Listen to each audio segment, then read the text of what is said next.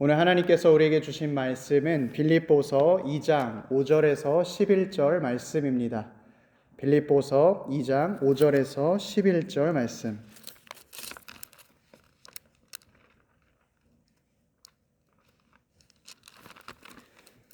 다 찾으신 줄 알고 하나님의 말씀 한 목소리로 봉독토록 합니다. 너희 안에 이 마음을 품으라. 곧 그리스도 예수의 마음이니 그는 근본 하나님의 본체시나 하나님과 동등됨을 취할 것으로 여기지 아니하시고 오히려 자기를 비워 종의 형체를 가지사 사람들과 같이 되셨고 사람의 모양으로 나타나사 자기를 낮추시고 죽기까지 복종하셨으니 곧 십자가에 죽으심이라.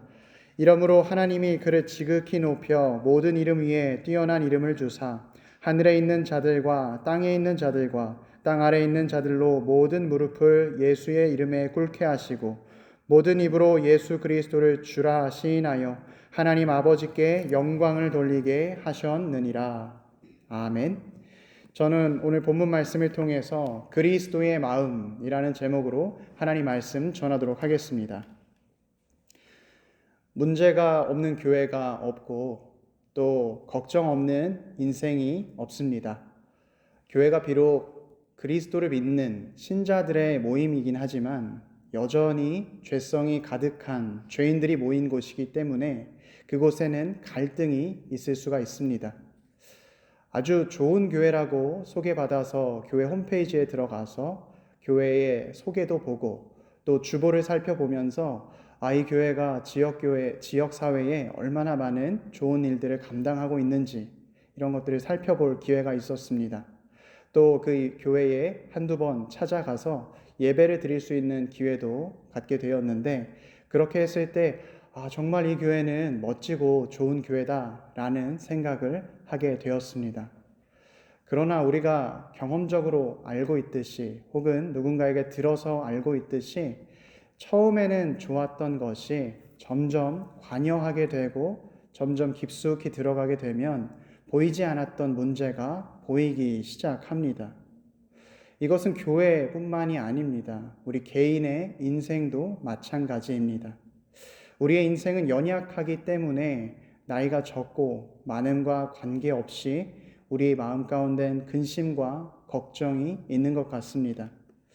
고등학생 시절에는 대학교만 들어가면 이제 행복한 시간이 기다리고 있겠지라고 생각을 하는가 하면 막상 대학교에 들어가서 그 행복이 길지 않다는 것을 깨닫게 되지요. 또 대학생들은 이제 직장에 들어가서 내가 원하는 대로 돈도 벌고 또 그 돈으로 내가 하고 싶은 것을 마음껏 해야겠다 생각하지만 어디 돈 버는 것이 그렇게 쉬운가요? 어렵고 근심이고 언제나 문제가 있습니다. 인간의 삶에는 특별히 문제가 많이 있습니다. 언제나 부족함, 불행함, 그리고 찾아오는 관계에서의 어려움들이 있습니다. 이것은 특히나 신자라고 해서 피해가지 않습니다. 신자들도 수많은 안 좋은 상황과 어려운 감정을 마주해야 합니다. 왜냐하면 우리의 죄성이, 우리의 연약함이 우리를 여전히 짓누르고 있기 때문입니다. 그러나 인생 가운데 생겨나는 모든 어려움과 문제에 보다 근원적이고 근본적인 이유가 있습니다. 그것은 바로 내가 그리스도를 잘 알지 못한다는 사실입니다. 내가 교회를 다닌 세월이 얼만데 그리스도를 잘 알지 못한다라고 오늘 설교는 나랑 관련이 없는 이야기일 수도 있겠다라고 생각이 드십니까? 그러나 반대로 질문해 보겠습니다. 나는 그리스도를 얼마나 알고 있습니까? 내가 그리스도를 정말로 잘 알고 그분을 내가 정말 속속들이 알고 있다고 말할 수 있습니까? 만약 예수님을 진정으로 알고 있다면 우리 삶 가운데에는 부족함이 아닌 풍족함이, 불행함이 아닌 행복함이 가득해야 할 것입니다. 어려운 상황을 잘 생각해 보면 그 어려운 상황이 힘들기 때문에 나를 짓누르는 것이 아닙니다. 또 그 어려운 상황을 헤쳐나갈 힘이 부족해서 힘든 것도 아닙니다. 그 가운데에서 달라질 거라는 소망이 없어서 힘든 것도 아닙니다. 그리스도를 모르기 때문에 우리 인생 가운데 슬픔이 찾아오고, 그리스도를 아는 것 같은데 실은 잘 알지 못해서 우리의 관계가 틀어집니다. 에이, 목사님은 사회생활도 안 해봤으니까 예수님 모른다고 모든 게 잘못되진 않죠. 노력이 부족했을 수도 있고, 또 사람들과 관계할 때 상황이 또 피치 못한 상황이 있을 수도 있잖아요. 이렇게 반문하실지도 모르겠습니다. 그러나 성경 말씀은 예수 그리스도를 아는 것이 우리 인간의 인생에 있어서 가장 중요한 것이요, 가장 시급한 것이다 우리에게 증거합니다.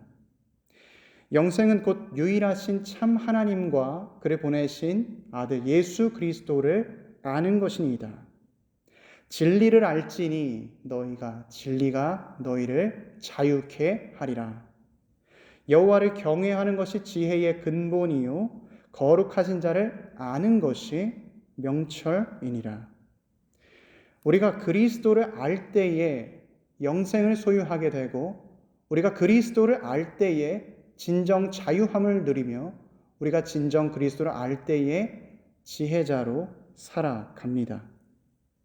그리스도를 알 때에 우리의 죄의 문제, 연약함의 문제가 다 해결되기 때문입니다.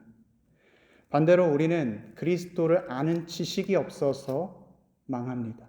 이것을 호세아 선지자는 여호와를 힘써 알자라고 이야기하면서 너희가 여호와에 대한 지식이 없으므로 망하는도다 경고했습니다.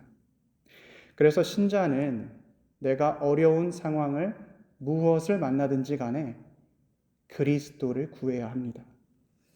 본문의 빌립보 교회가 마주한 문제도 마찬가지입니다. 빌립보 교회는 우리가 매번 빌립보 시간을 통해서 알고 있듯이 아주 사랑이 많은 교회였습니다.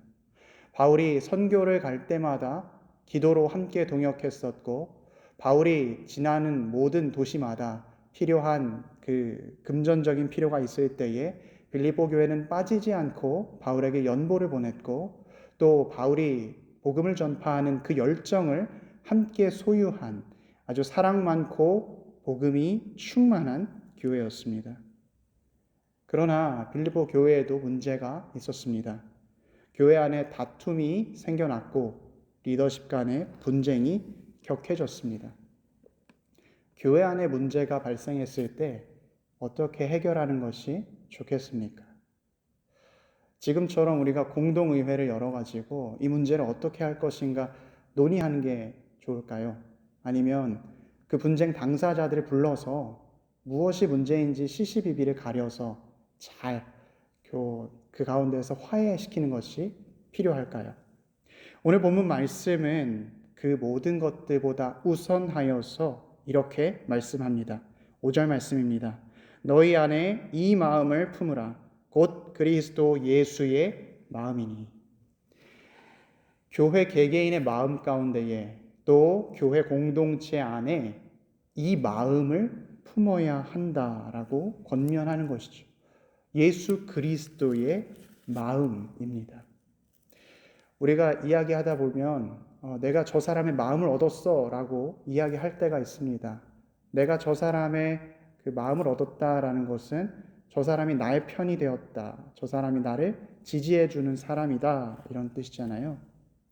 다툼이나 분쟁을 해결하는 다른 많은 방법들이 있지만 교회에서 가장 먼저 해야 할 것은 그리스도를 얻는 것, 그리스도를 아는 것입니다.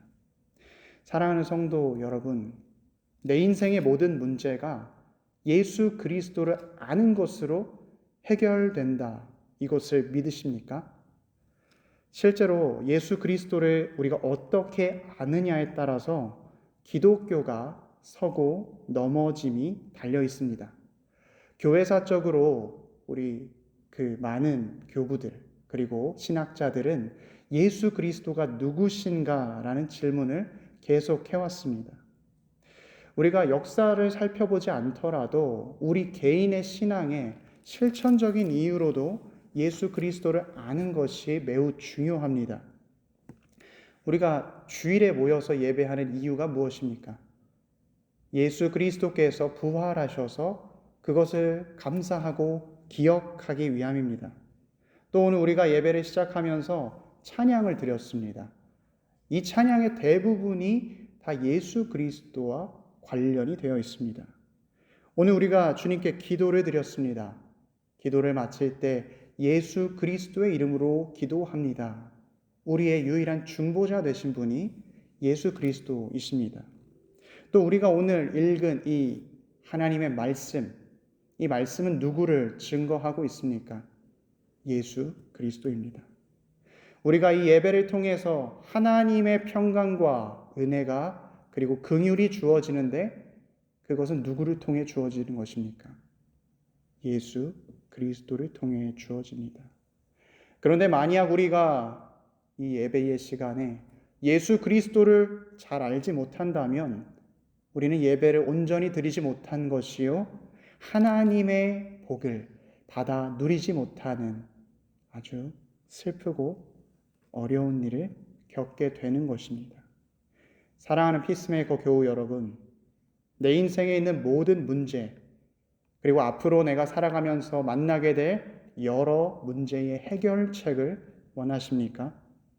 언제나 만족과 평안한 삶을 살기를 바라십니까?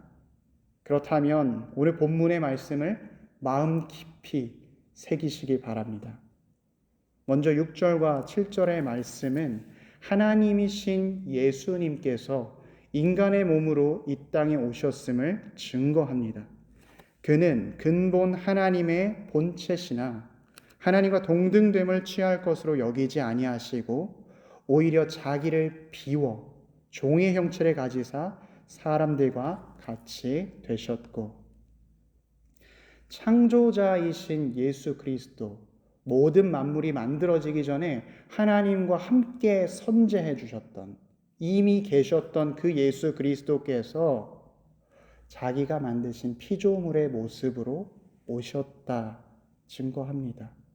특별히 7절 말씀에 자기를 비워라는 이 단어는 하나님이심을 포기했다라는 말이 아닙니다. 오히려 하나님이시지만 그가 받으셔야 할 영광과 그가 사용하실 능력과 그에게 주어질 모든 것을 제한하셨다라는 말입니다. 그래서 7절 말씀은 자기를 비운 것의 구체적인 모습으로 종의 형체를 가지사 사람들과 같이 되셨다라고 말합니다. 예수님께서 시간과 공간의 제약을 받으심으로 이 땅에 오신 것입니다. 또 그것을 우리가 아는 것은 우리가 배고픔을 느끼고 갈증을 느끼고 피곤함을 느끼는 것처럼 오늘 예수 그리스도께서도 우리와 똑같이 이러한 연약한 모습을 가지고 계셨다라는 것입니다. 만약에 누군가 당신이 가지고 있는 모든 것을 포기하고 지금 내가 명하는 곳으로 가서 당신의 모든 인생을 살아가십시오 라고 말한다면 그것을 따를 수 있는 사람이 누가 있겠습니까? 예수 그리스도께서는 자기의 영광과 능력과 모든 좋은 것들을 다 포기하고 악하고 더럽고 나쁜 것을 받으셨습니다. 저는 이렇게 불공정한 거래를 본 적이 없습니다. 주님께서는 이 땅에 오시기 위해서 너무나 많은 것들을 포기하고 이 땅에 오셨어야 했습니다. 또 예수님께서는 이러한 삶을 살 것을 아셨고 그리고 그럼에도 불구하고 이 땅에서 계속해서 살아가십니다. 주님은 자신의 공생의 33년간 단 한 번도 자기 자신의 편의를 위해서 능력을 사용하신 적이 없습니다. 자기 자신을 철저히 부인하셨습니다. 그래서 8절 말씀은 예수님의 삶을 이렇게 요약하고 있습니다. 사람이 모양으로 나타나사 자기를 낮추시고 죽기까지 복종하셨으니 곧 십자가에 죽으심이라. 예수님은 하나님께 적극적으로 순종하셨고 그 결과 죽으셨습니다. 예수님께 주어진 그 순종의 내용들만 봐도 따르기가 쉽지 않습니다. 납득되는 게 없고 이해가 되지 않는 부분이 너무나 많기 때문입니다. 십자가에서 죽어야 한다는 사실만 봐도 그렇습니다. 당시의 십자가는 히브리 사람들에게는 저주의 상징이요, 헬라 사람들에게는 어리석음의 표시였습니다. 어느 곳에서도 환영받지 못하는 그 십자가형을 하나님이셨던 예수님이 받으신 것입니다. 명령의 내용이 이해가 되기 때문에 주님은 순종한 것이 아니라 하나님이 말씀하셨기 때문에 순종하셨습니다. 주님, 제가 이것까지 해야 됩니까? 라고 반문하실 법도 한데 하나님이 말씀하셨기 때문에 주의 뜻대로 되기를 원하나이다. 하나님께 순종하신 것이지요. 가장 지혜로우신 분, 가장 높으신 왕이신 예수님께서 인간으로 오신 것도 엄청난 일인데 가장 추악한 죄인의 모습으로 돌아가신 것입니다. 그런데 여러분, 이 말씀을 읽고 또 지금 말씀을 들으면서 마음 가운데 감동이 있으십니까? 저는 처음에 이 말씀을 읽는데 너무나 엄청난 일이라 그런지 감흥이 하나도 없더라고요. 그래서 그냥 그런가 보다. 주님이 이 땅에 오셨다니까 오셨고 순종해야 한다고 하니까 순종하셨나 보다. 주님, 그래서 그게 나랑 무슨 상관입니까? 그게 뭐 대수입니까? 라고 생각을 했어요. 그리고 오늘 말씀을 전해야 되기 때문에 이 말씀을 붙잡고서 계속 기도했습니다. 주님, 이 말씀이 무슨 뜻입니까? 주님, 이게 나랑 무슨 상관입니까? 하루가 지나고 이틀이 지나도 이 말씀에 크게 감동이 없었어요. 너무나 불안했습니다. 그러나 계속해서 기도할 때에 주님이 깨달음을 주셨습니다. 내가 당연하지 않은 것을 너무나 당연하게 생각하고 있었구나. 어느새 제 마음 가운데 주님이시니까 다 하실 수 있죠. 주님이시니까 당연히 해주시는 거죠. 생각하고 있었더라고요. 왜 우리는 주님께서 나를 구원해 주셔야 된다고만 생각하게 될까요? 또 우리 주님께서 나를 구원해 주시기로 약속했으니까 당연히 구원하는 것이지 라고 생각하는 것일까요? 이런 모습이, 이런 사람들이 성경에도 등장합니다. 바리새인들입니다. 예수님, 내가 아브라함의 자손이기 때문에 구원받아야 합니다. 내가 구원받을 백성입니다. 라고 말하지만 정작 자신 앞에 서 계시는 예수 그리스도가 누군지 모르더라고요. 평상시에 그렇게 손가락질하던 사람들이 나의 모습이었습니다. 마음 가운데 교만함이 덕지덕지 붙어서 하나님께서 은혜를 쏟아주고 계심에도 불구하고 그 은혜를 받지 못하고 있었던 것입니다. 사랑하는 교우 여러분, 우리가 들어갈 천국은 너무나도 높이 있는 곳입니다. 그러나 그 천국에 들어가기 위해서는 우리의 교만함을 버리고 우리를 낮추어서 겸손한 마음으로 그분을 바라보아야 합니다. 사랑을 줄 모르는 사람들이 특징이 하나 있습니다. 다른 사람에게 사랑을 베풀 줄 모르는 사람들, 이런 사람들은 공통적으로 느끼는 감정이 하나 있습니다. 그게 뭘까요? 내가 사랑받는다라는 사실을 몰라요. 내가 지금도 무한한 사랑을 받고 있는데 내가 받는 것이 사랑인지 모르고 그냥 살아요. 내가 부탁한 것도 아닌데 뭐 저 사람이 그냥 해주는 거지 뭐. 근데 이렇게까지 하면 좀 부담스러운데 내가 바라는 거나 해주지 이거는 왜 해주는 거지? 평가하기 바빠요. 그러나 반드시 기억하십시오. 주님은 나를 사랑하셔서 당연하지 않은 선택을 하신 것입니다. 주님은 당신의 모든 것을 포기하셨고 나를 구원하시기 위해 이 땅에 오셨습니다. 주님은 또 나 때문에 불편함을 감수하시고 모든 고통과 수치를 참아내셨습니다. 내가 구원받은 이후에 그 사랑이 끊이지 않습니다.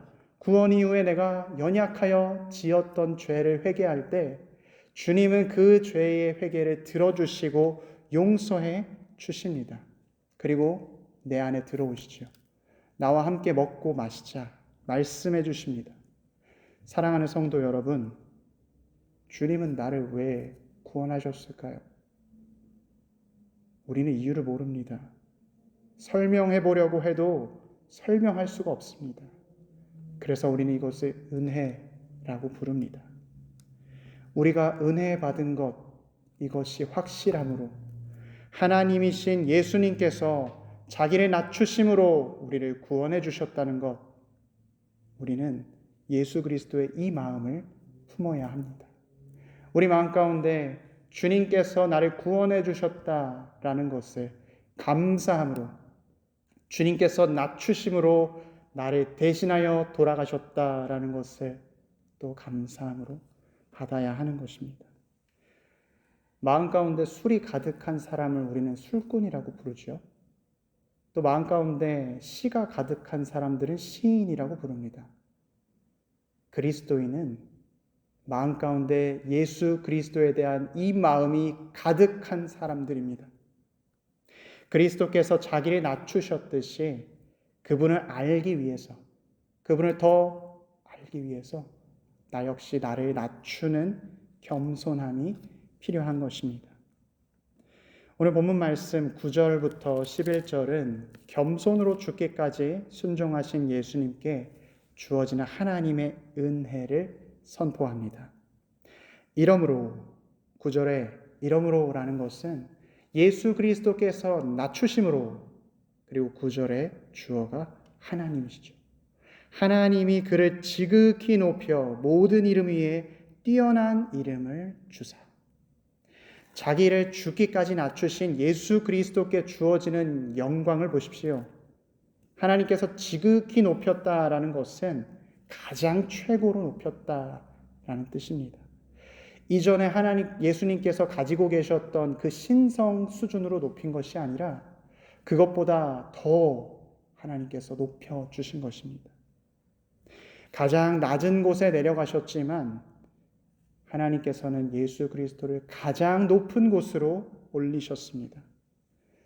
주님이 순종했으니까 하나님이 올려주시는 게 당연할까요? 이 또한 하나님의 은혜이지요. 우리는 본능적으로 이런 말씀을 보면 내가 순종하는 척하고 하나님이 높여주시겠지 생각합니다. 그러나 예수님께서는 주님이 당연히 높여주시겠지 응당 알고 순종한 것이 아닙니다. 완전한 순종, 죽기까지 복종하셨습니다. 그래서 이 바울 사도는 다른 본문에서 고린도 교회에게 보내는 편지에서 예수 그리스도가 죽기까지 복종하셨던 것처럼 나도 날마다 죽노라 라고 고백했습니다. 바울에게만 주어진 명령이 아닙니다. 우리에게도 동일하게 주어진 명령입니다. 나를 낮추는 것, 그리고 그 낮추었을 때 나를 높이는 것은 하나님께 달려있다. 사람들은 어떻게 하면 내가 더 좋은 사람이 될까? 그렇게 보일 수 있을까? 자기를 포장합니다. 모르는데 아는 척, 없는데 있는 척, 안 해봤어도 다 해본 척 합니다. 그래야 내가 무시를 안 당한다고 생각하고 억울한 일을 당하지 않는다라고 착각합니다. 그러나 반드시 기억하십시오. 오늘 본문이 우리에게 증거하는 것은 내가 높이려고 할 때에 높아지지 않습니다. 주님이 높여주셔야 높아집니다. 내가 낮추면 결국 주님이 높이십니다.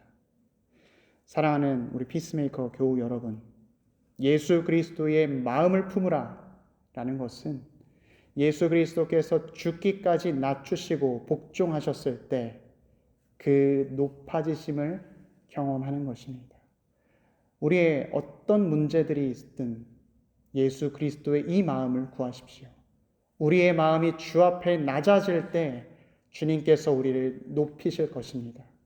우리의 마음 가운데 어려움과 문제가 있을 때 주의 마음으로 주 앞에 나아가면 주님이 그 모든 문제를 해결해 주시고 우리 마음 가운데 평안을 주실 것입니다.